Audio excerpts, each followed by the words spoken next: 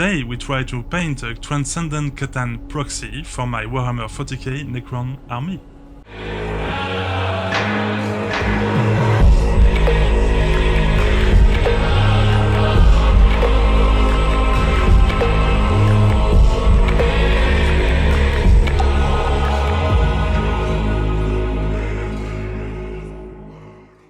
Welcome, my name is Hubert, and on this channel I learn about miniature painting with you.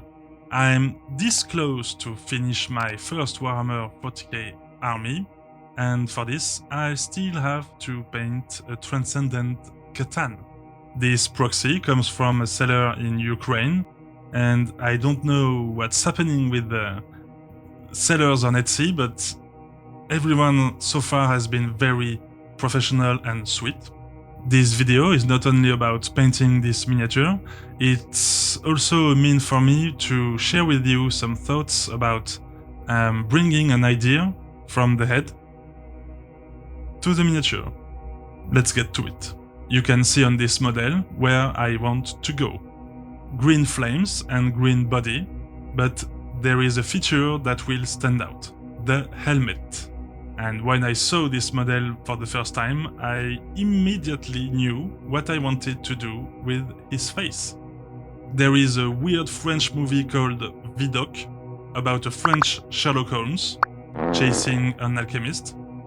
And this alchemist wears a very unique mask that I wanted to recreate on this model.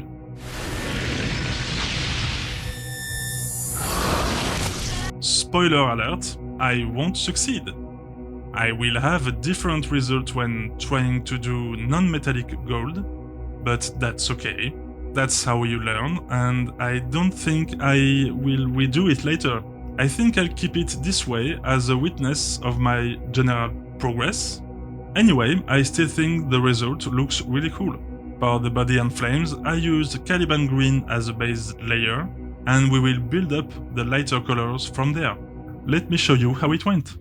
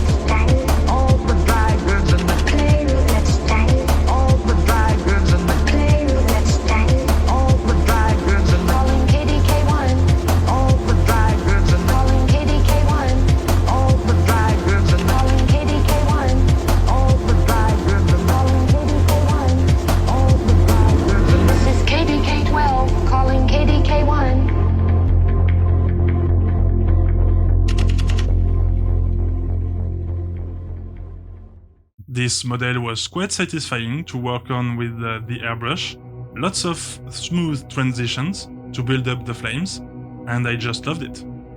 If you've painted yours differently, feel free to tell me in the comments. I'm always very curious about how you guys do your stuff.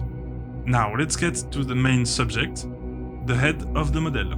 I used this picture as reference, but you'll see the final result is quite different. I want to try to understand why I didn't get to where I wanted. All the paints used for this are from AK Interactive, and first I started with the base layer of Hull Red, and again I built up lighter layers from there. I planned where I was supposed to build my highlights, and I chose it would be on the forehead.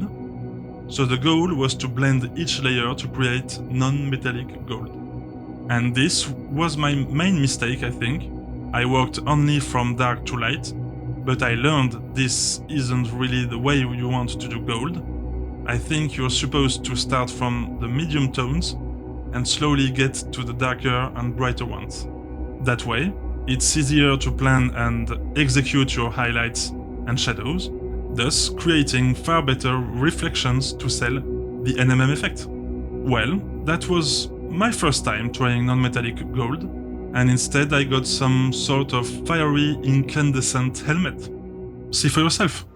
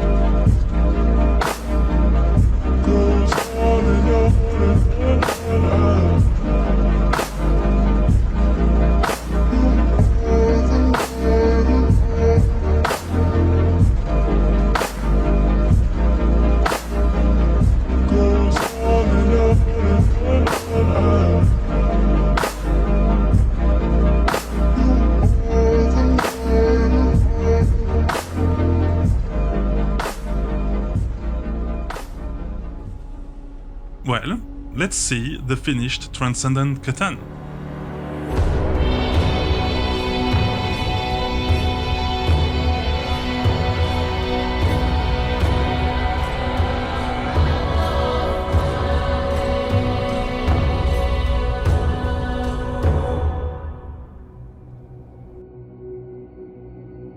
I'm very happy. I tried to do the helmet like this. I won't lie and tell you this is what I wanted, but at least I tried and learned from it. And the model still looks really cool on the table. I used it last Monday against a Renegade Knights player, who was actually the coach of one of last year's Atlanta's Underworlds finalists. It tanked about 1200 points worth of Chaos Knights for a full shooting and charge phase, so it was quite nice. Anyway, painting non-metallic metal and gold is not that easy.